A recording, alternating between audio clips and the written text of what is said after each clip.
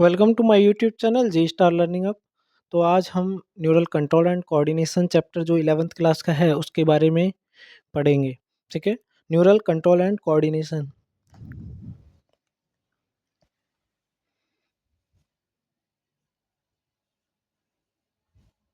Neural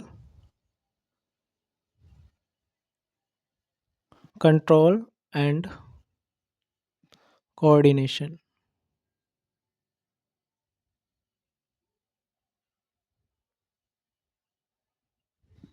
ठीक है, neural control and coordination 9th class में भी आपने नर्वस टिश्यू जो है न्यूरॉन के बारे में पढ़ा था, उसका स्ट्रक्चर देखा था। फिर उसके बाद 10th क्लास में भी आया है न्यूरॉन एंड इट्स फंक्शनिंग। ठीक है, अब 11th क्लास में भी है न्यूरॉन क्या होता है और इसकी फंक्शनिंग, और इसका जो एक इम्पोर्टेंट पोर्शन जो है जनरेशन ऑफ इम्पल्स। ठीक है, या कंडक्शन ऑफ नर्व इम्पल्स। तो वो टॉपिक बहुत ज़्यादा इम्पोर्टेंट है, उसके बारे में भी इस चैप्टर में डिटेल में दे रखा है, उसको भी हम देखेंगे एनसीईआरटी से। तो सबसे पहले अगर हम बात करें कोऑर्डिनेशन की, कोऑर्डिनेशन कोऑर्डिनेशन क्या होता है? कोऑर्डिनेशन मतलब जब हमारी बॉडी के पार्ट्स, अंदर के ऑर्गन जो हैं, अगर मिल करके बैलेंस करके किसी भी काम को करते हैं तो वो क्या कहलाता है? कोऑर्डिनेशन कहलाता है। ठीक है ना, कोई भी रिजल्ट अगर उनसे आता है फंक्शनिंग करके तो वो क्या कहलाता है? कोऑर्डिनेशन। ठीक है, अगर हम टीम में काम करते हैं बहुत सारे लोग और फिर हम एक ही हमारा मोटिव होता है कि रिजल्ट ओरिएंटेड जो रिजल्ट है उसको निकालना, तो हम भी क्या हैं? कोऑर्डिनेशन के अंदर हैं। ठीक है, तो कोऑर्डिनेशन का सीधा सा मतलब है जब two or more organ interact and complement the function. क्या लिखोगे?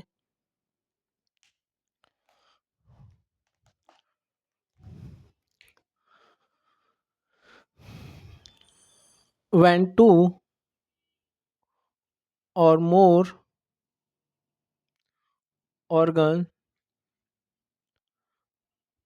इंटरेक्ट इंटरेक्ट दो या दो से ज़्यादा ऑर्गन क्या करते हैं? इंटरेक्ट।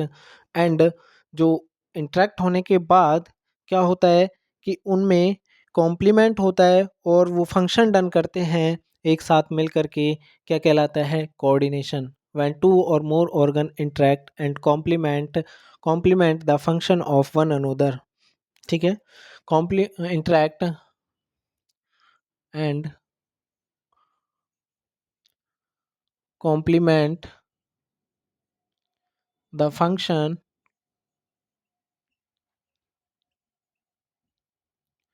Of one another. ठीक है, एक दूसरे के साथ जुड़ करके किसी भी फंक्शन को करते हैं। ठीक है, कोऑर्डिनेशन कहलाता है। और एक और होता है जो इसमें सबसे ज़्यादा पार्टिसिपेट करता है, वो होता है एंडोक्राइन सिस्टम। ठीक है, आपने पहले भी पढ़ा है कि एंडोक्राइन के साथ साथ एक और होता है जिसको हम एक्सोक्राइन कहते हैं। ठीक है, एक्सोक्राइन का मेन फंक्शनिंग तो होता है कि वो एंजाइम वगैरह सीक्रेट करता है, और यहाँ पर एंडोक्राइन की बात करें तो एंडोक्राइन का मेन फंक्शन होता है हॉर्मोन्स को रिलीज करना। ठीक है, हॉर्मोन्स को रिलीज करेगा कौन? एंडोक्राइन। ठीक है, उसी की मदद से हमारी बॉडी में बहुत से फंक्शन डन होंगे। तो हमारे पास एक तो होता है न्यूरल कंट्रोल, और एक होता है हमारे पास endocrine.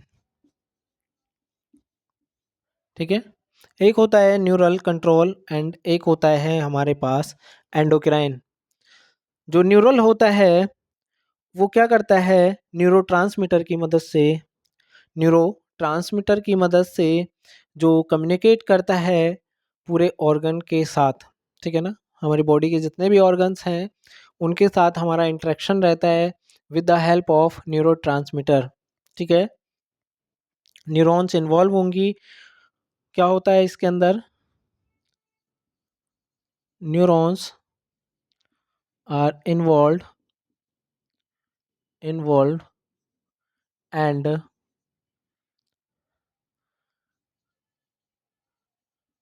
communicates,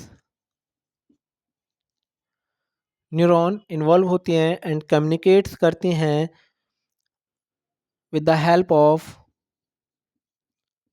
with the help of neurotransmitter.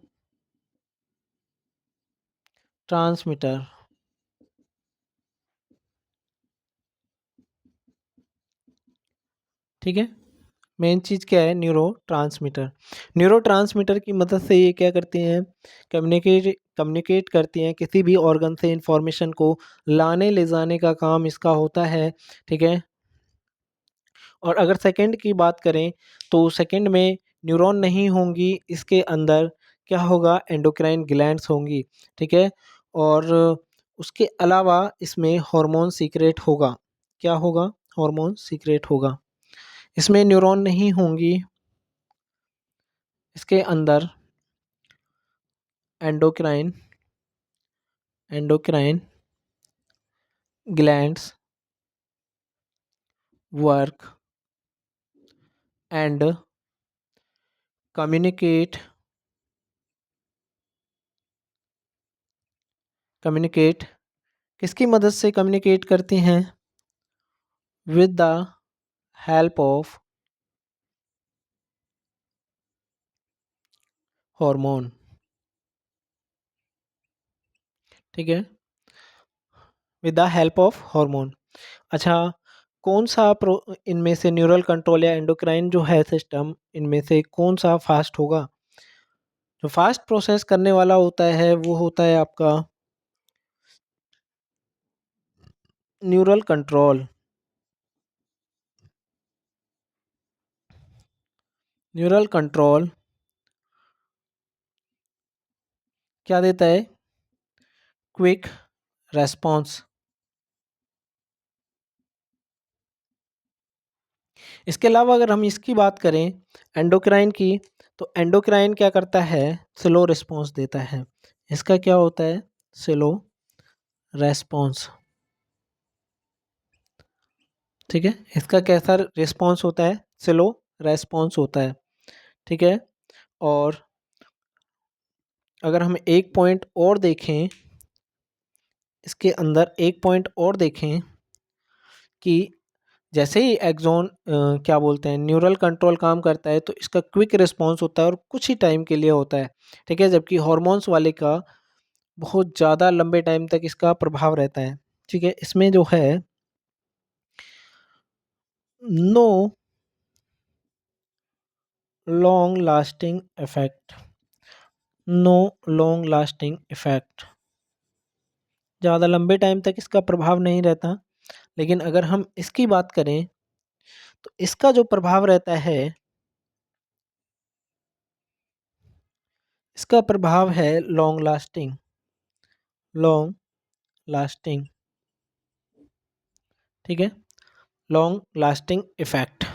ठीक है, तो देखिए neural control and endocrine control ये दोनों मिलकर के क्या करते हैं, हमारे कंट्रोल एंड कोऑर्डिनेशन का हिस्सा बनते हैं। ये दोनों ही, बिना इनकी मदद से क्या नहीं हो सकता, कुछ भी कोऑर्डिनेट नहीं हो सकता। ठीक है, आपको मैंने बता दिया है कि neural control and coordination, neural control and endocrine control क्या क्या होता है। ठीक है, न्यूरल सिस्टम की बात करते हैं अब। इसमें सबसे पहले हम देखेंगे कि न्यूरल सिस्टम में जो न्यूरल सिस्टम है वो सबसे पहले किसके अंदर आया। ठीक है, तो एक बार इसको रफ कर लेते हैं, फिर इसके बाद आगे बढ़ते हैं।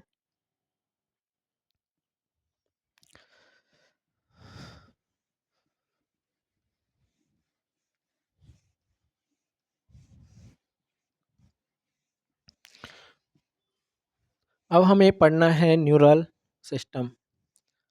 ठीक है,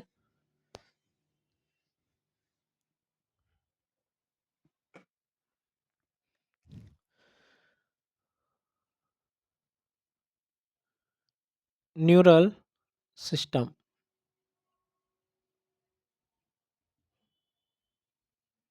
न्यूरल सिस्टम। तो सबसे पहले जो ऑर्गेनिज्म के अंदर आया प्रिमिटिव एनिमल्स में, सबसे पहले नर्वस सिस्टम किस तरह का था? सबसे पहले अगर हम बात करें प्रिमिटिव एनिमल की, क्या प्लांट्स के अंदर भी होता है नर्वस सिस्टम? नहीं। ठीक है। प्रिमिटिव एनिमल्स की, तो सबसे पहले हमारे पास जो नर्वस सिस्टम आया था वो कुछ सिंपल टाइप का था। न्यूरल सिस्टम,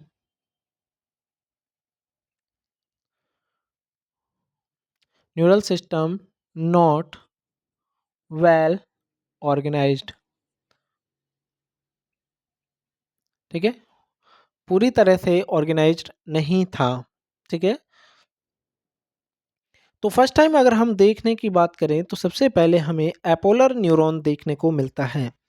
क्या मिलता है? सबसे पहले हमें एपोलर न्यूरॉन देखने को मिलता है। एपोलर न्यूरॉन। ठीक है, ये हमारा फर्स्ट टाइम था। फर्स्ट टाइम हमें एपोलर न्यूरॉन देखने को मिलता है, और वो किसके अंदर देखने को मिलता है? हाइड्रा के अंदर। ठीक है, किसके अंदर? हाइड्रा के अंदर। अब दूसरा बात करें, ये प्रिमिटिव एनिमल्स के अंदर न्यूरॉन सिस्टम जो था वो वेल ऑर्गेनाइज्ड नहीं था। अगर वेल ऑर्गेनाइज्ड नर्वस सिस्टम की बात करें, जो सबसे पहले देखा गया था वो वर्टिब्रेट्स थे, जिनके अंदर face, amphibians, reptiles, Aves, mammals, etc, सभी के अंदर क्या था? एडवांस, क्या था? Advance nervous system. ठीक है, ये प्रिमिटिव एनिमल्स थे। ठीक है। अब अगर हम बात करें advance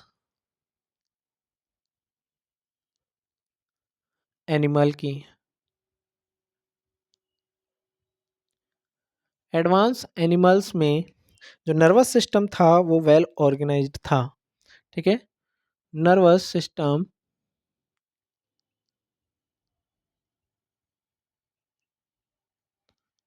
well organised, well organised. ठीक है, अच्छी तरीके से ऑर्गेनाइज्ड था। ठीक है, और इसकी अगर हम एग्जाम्पल की बात करें, ठीक है, वर्टिब्रेट्स थे। क्या हैं ये? वर्टिब्रेट्स। ठीक है, और इनमें आपका फिशेस, एम्फीबियंस,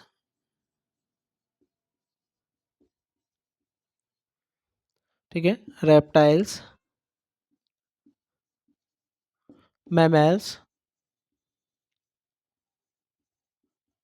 ईटीसी। ठीक है, ये आपके किसके अंदर थे?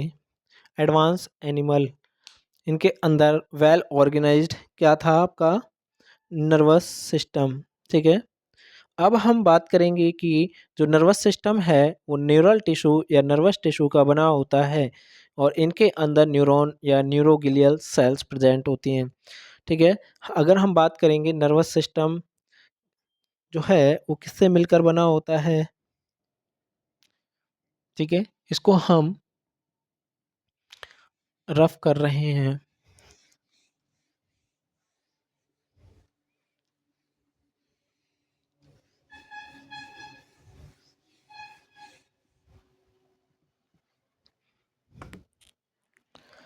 हमारे पास न्यूरल सिस्टम या नर्वस सिस्टम जो है वो made up of neural tissues या फिर नर्वस टिश्यूज। ठीक है, नर्वस टिश्यूज का बना होता है। किसका बना होता है? न्यूरल टिश्यू या नर्वस टिश्यू का बना होता है। और इसके अंदर जो न्यूरल टिश्यू होते हैं इनको हम डिवाइड करते हैं न्यूरोगिलियल सेल में और न्यूरॉन में। जो ये न्यूरल टिश्यू होते हैं इनको हम डिवाइड करते हैं किसके अंदर? एक तो होता है न्यूरॉन, एक तो होता है न्यूरॉन और दूसरा होता है न्यूरोगिलियल सेल। ठीक है, एक तो होता है न्यूरॉन और दूसरा होता है न्यूरोगिलियल सेल। ठीक है, न्यूरॉन की बात करें तो इसी के एक्साइटेबल के द्वारा ही कंडक्शन होता है या फिर इसको एक्साइटेबल सेल भी बोल सकते हैं। ठीक है, न्यूरॉन के अंदर फास्ट प्रोसेसिंग होती है और ये लॉन्गेस्ट सेल भी है।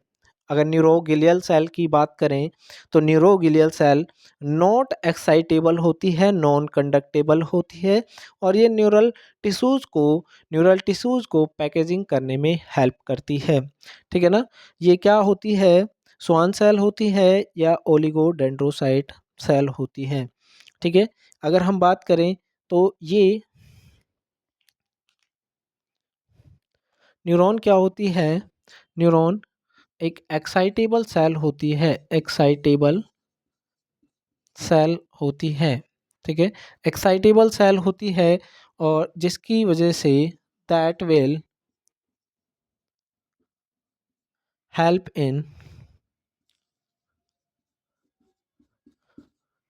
इन कंडक्शन, इसके अंदर कंडक्शन होगा।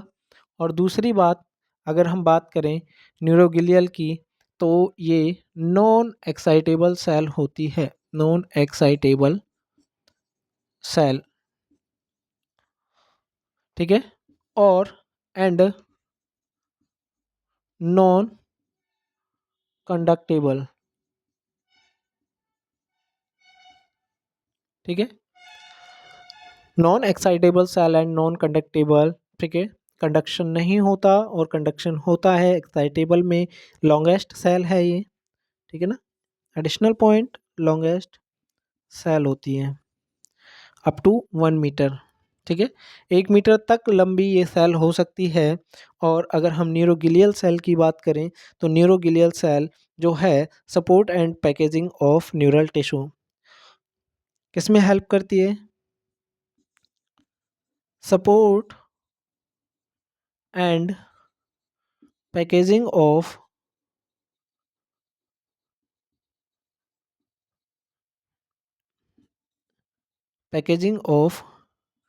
Neural tissues. ठीक है, न्यूरल टिश्यूज के सपोर्ट और पैकेजिंग में आपकी न्यूरोगिलियल सेल काम करती है। ठीक है, इसके एग्जाम्पल अगर आप लिखना चाहो, इसका एग्जाम्पल अगर आप लिखना चाहो तो आप लिख सकते हो स्वान सेल और ओलिगो डेंड्रोसाइट। ओलिगो डेंड्रोसाइट, साइट मतलब सेल। ठीक है, तो यहाँ तक समझ में आया कि न्यूरॉन और न्यूरोगिलियल सेल क्या होती हैं और इन्हीं से मिलकर के न्यूरल टिश्यू और न्यूरल टिश्यू से मिलकर के आपका क्या बना होता है, नर्वस सिस्टम बना होता है। और नर्वस सिस्टम के बारे में अगर हम बात करेंगे तो वो फिर डिवाइड होगा, नर्वस सिस्टम जो है वो सीएनएस और पीएनएस में डिवाइड होता है। ठीक है, यहाँ तक समझ में आया कि न्यूरल सिस्टम जो है, नर्वस सिस्टम जो है made up of neural tissues, nervous tissues. और ये न्यूरल टिश्यू या nervous tissue neuron and neuroglial cell के बने होते हैं। न्यूरॉन क्या होती है, एक्साइटेबल सेल होती है जो कंडक्शन में हेल्प करती है, लॉन्गेस्ट सेल होती है। न्यूरोगिलियल सेल क्या होती है, नॉन एक्साइटेबल सेल होती है, नॉन कंडक्टिबल सेल होती है, support and packaging of neural tissue, Schwann cell and oligodendrocyte cell. ठीक है, अब आगे हम बात करेंगे कि न्यूरल सिस्टम या फिर नर्वस सिस्टम जो है उसको हम दो फर्दर कैटेगरी में डिवाइड करेंगे। ठीक है, नर्वस सिस्टम या न्यूरल सिस्टम, इसको हम दो कैटेगरी में डिवाइड करेंगे।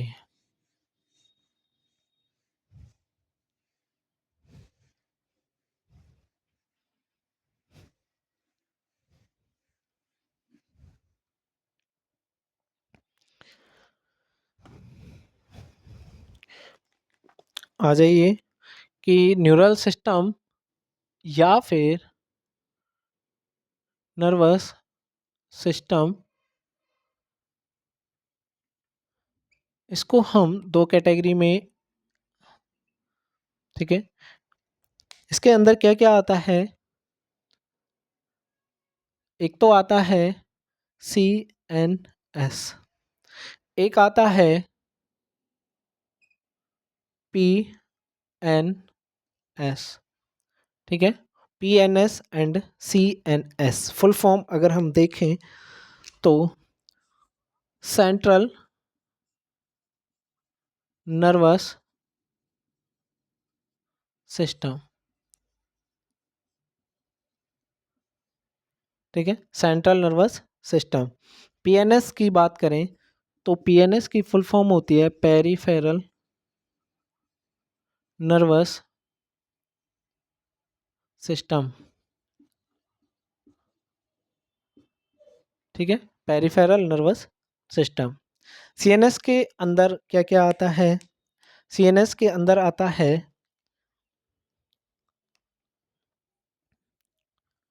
Brain plus spinal cord. ठीक है, ब्रेन प्लस स्पाइनल कॉर्ड किसके अंदर आता है? नर्वस, ये सी एन एस के अंदर। ठीक है ना, ये बात ध्यान रहेगी। किसके अंदर? सीएनएस के अंदर। अगर हम बात करें पीएनएस पेरिफेरल नर्वस सिस्टम, तो पेरिफेरल नर्वस सिस्टम में आपके एसएनएस और एएनएस आता है। ठीक है, इसके अंदर क्या आता है? SNS and ANS. इसके अंदर क्या आता है?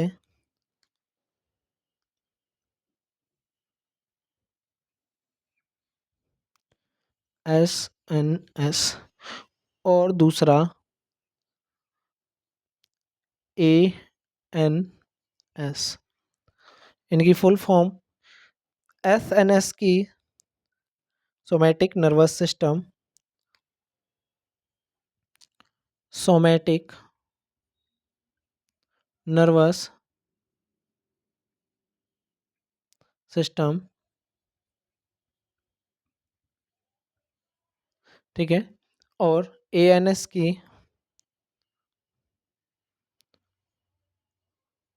ऑटोनोमिक या ऑटोनोमस नर्वस सिस्टम।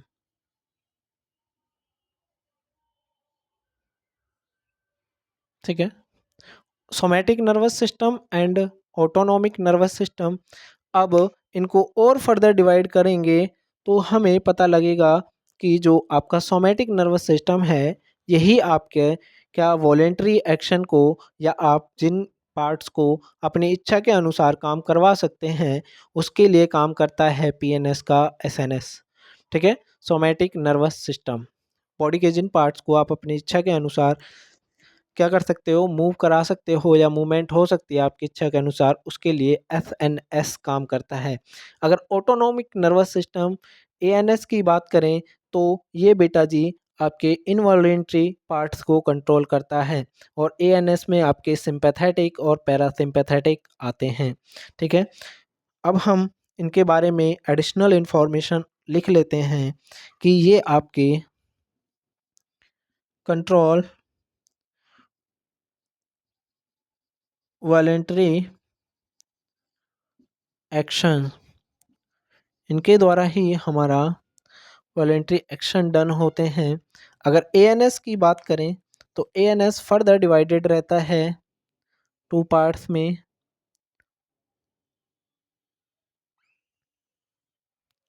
एक एक है सिंपैथेटिक,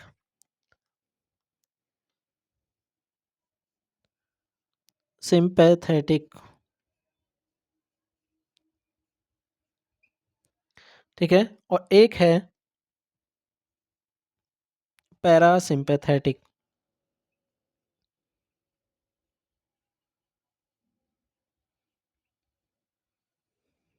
ठीक है, एक है पैरासिम्पैथेटिक और एक है सिंपैथेटिक। और एएनएस है, नाम से ही पता लग रहा है ऑटोनोमिक, यानी कि अपने आप ही करने वाला काम, यानी कि इसके द्वारा इनवॉलेंट्री पार्ट्स कंट्रोल होते हैं। ठीक है, अगर हम इसके बारे में लिखना चाहें तो कंट्रोल इनवॉलेंट्री पार्ट्स। ठीक है। ये इन्वॉल्वेंट्री पार्ट्स को कंट्रोल करता है कौन? एएनएस। क्लियर है? PNS, SNS, ANS.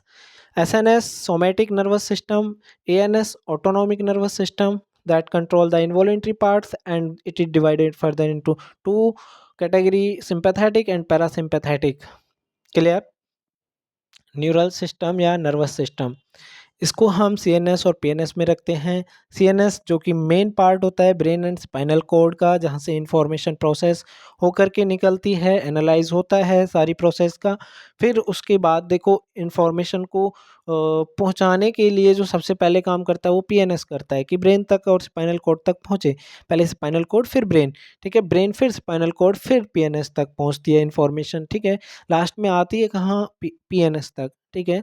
तभी प्रोसेस डन होती है, ठीक है। यहाँ तक क्लियर हुआ आपको?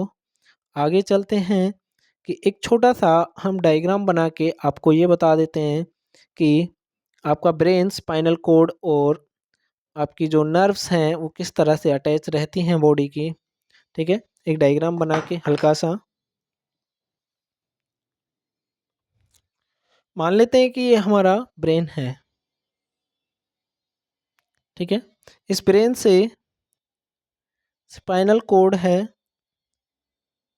ठीक है, ये स्पाइनल कॉर्ड है और साइड में निकली हुई है क्रेनियल नर्व्स, ठीक है ना। यहाँ पे ब्रेन से क्या निकली हुई है? Cranial nerves. क्लियर? और फिर यहाँ से निकली हुई है पेरिफेरल, ठीक है।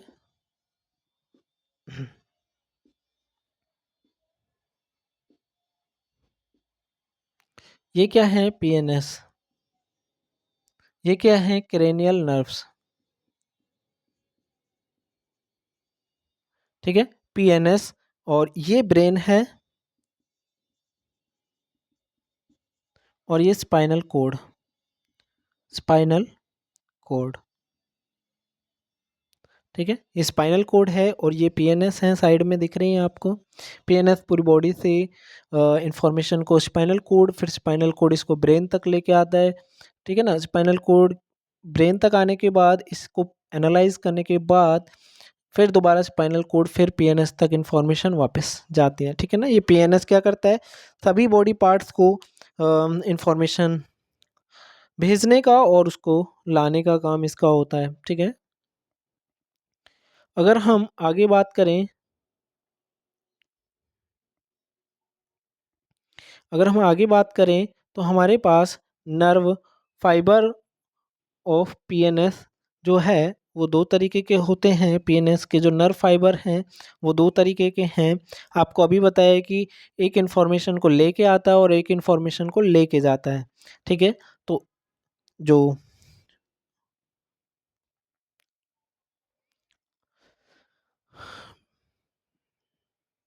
एक बार इसको रफ कर लेते हैं।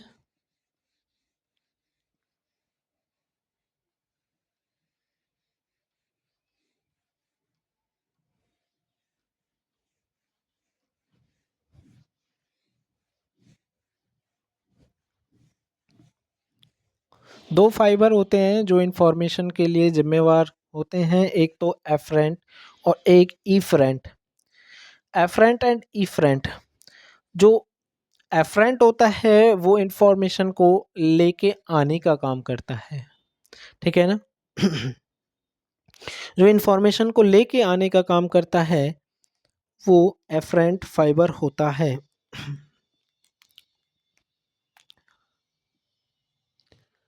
PNS fibers are of two types, ठीक है, दो तरीके के होते हैं, ठीक है। एक होता है एफरेंट, ठीक है, और दूसरा होता है, दूसरा कौन सा होता है? एक है एफरेंट, एफरेंट नर्व फाइबर, ठीक है। और सेकंड वन है ईफ्रेंट। एक एफरेंट है, इफरेंट है। इफरेंट नर्व फाइबर, ठीक है। एफरेंट ऐसे आना, ई से एग्जिट होना यानी कि वापस जाना, ठीक है। पीएनएस में जो इंफॉर्मेशन आती है, ठीक है ना, पीएनएस से जो इंफॉर्मेशन आती है उसके लिए एफरेंट नर्व फाइबर काम करता है, और जो इंफॉर्मेशन एग्जिट होती है वापस जाती है उसके लिए अलग फाइबर होता है जिसको इफरेंट नर्व फाइबर कहते हैं, ठीक है। यहाँ तक समझ में आया कि पीएनएस के दो फाइबर होते हैं। पीएनएस जो बना होता है वो टू टाइप्स के फाइबर से बना होता है, ठीक है। तो ये ट्रांसमिट करता है इम्पल्स को from the tissues to CNS, ठीक है ना। टिश्यू या ऑर्गन से ये क्या करता है, ट्रांसमिट इम्पल्स फ्रॉम टिश्यू या ऑर्गन टू सीएनएस, ठीक है। इसका काम होता है इम्पल्स को ट्रांसमिट करने का ऑर्गन से सीएनएस तक। और अगर इसकी बात करें एफ ई फ्रंट की, तो ये क्या करता है, सीएनएस से ट्रांसमिट करता है इम्पल्स को कहाँ तक, पेरिफेरल टिश्यू या ऑर्गन तक, ठीक है। इसको दूसरे नाम से भी जाना जाता है, दूसरा नाम है एफरेंट का sensory, sensory sensory nerve fibre, fibre, ठीक है। इफरेंट को एग्जिट करता है तो इसको मोटर न्यूरॉन या मोटर नर्व फाइबर के नाम से भी जाना जाता है, नर्व फाइबर, ठीक है।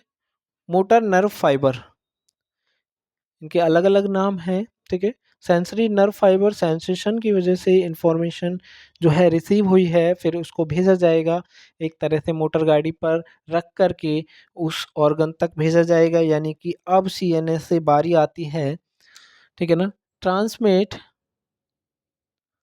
Transmit regulatory regulatory regulatory impulse from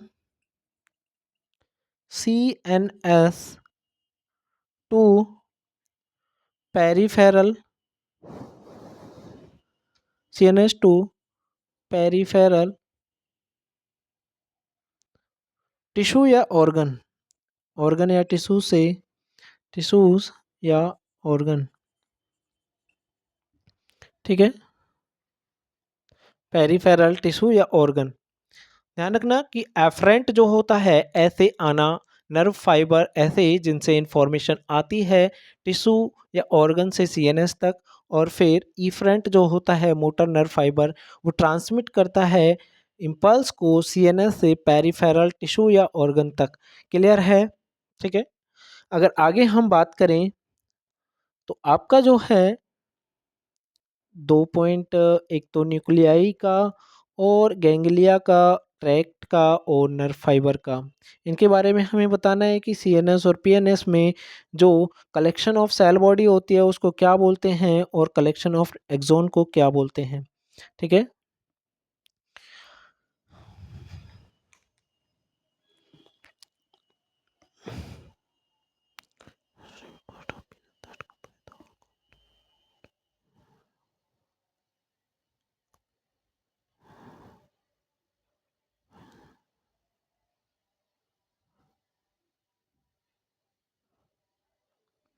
आपके एनसीईआरटी में एक और टॉपिक दे रखा है जिसको विसरल नर्वस सिस्टम कहते हैं, वीएनएस भी कहते हैं। लेकिन ध्यान रखना है आपको कि ये पीएनएस का ही एक पार्ट होता है जिसके अंदर आपके नर्व फाइबर्स वगैरह और जो नेटवर्क ऑफ न्यूरॉन्स होता है ये इसी के अंदर आता है, विसरल नर्वस सिस्टम के, ठीक है। और इसमें जो इंफॉर्मेशन ट्रेवल करती है वो सीएनएस से पूरी बॉडी में इंफॉर्मेशन ट्रेवल करती है। ठीक है, तो हमारे पास दो पॉइंट हैं, collection of cell body, collection of axon. ठीक है, दो पॉइंट हैं हमारे पास जो आपको पता होने चाहिए। कलेक्शन ऑफ सेल बॉडी और सेकंड पॉइंट है collection of axon. Collection of cell body को क्या बोलते हैं? सीएनएस के अंदर, सीएनएस के अंदर कलेक्शन ऑफ सेल बॉडी को क्या बोलते हैं? न्यूक्लियाई। ठीक है, किसके अंदर? सीएनएस के अंदर। ठीक है, पीएनएस के अंदर अगर हम बात करें तो पीएनएस के अंदर इसको गैंग्लिया बोलते हैं। ठीक है, इसको गैंग्लिया बोलते हैं। सीएनएस के अंदर अगर एक्सोन है तो उनको ट्रैक्ट बोलते हैं, और अगर पीएनएस में है तो उसको नर्व फाइबर कहते हैं। कलेक्शन ऑफ एक्सोन अगर सीएनएस के अंदर है तो उसको ट्रैक्ट के नाम से जाना जाता है, और अगर पीएनएस के अंदर है एक्सोन का कलेक्शन, ठीक है, तो उसको क्या बोलते हैं? Nerve fibre. Nerve fibre. ठीक है, ये क्लियर हुआ?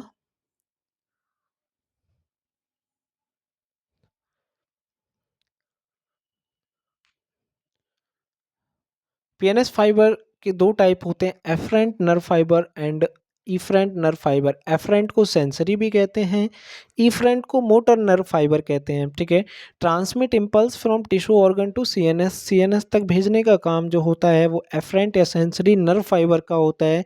और इफरेंट के लिए अगर हम बात करें तो इसको मोटर नर्व फाइबर कहते हैं।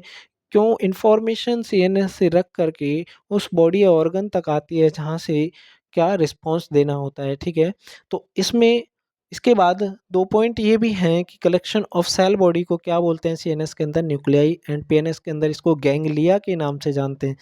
कलेक्शन ऑफ एक्सोन जो है ट्रैक्ट के नाम से जानी जाती है सीएनएस में, और इसको पीएनएस में नर्व फाइबर, नर्व का गुच्छा भी कहते हैं। ठीक है, फाइबर।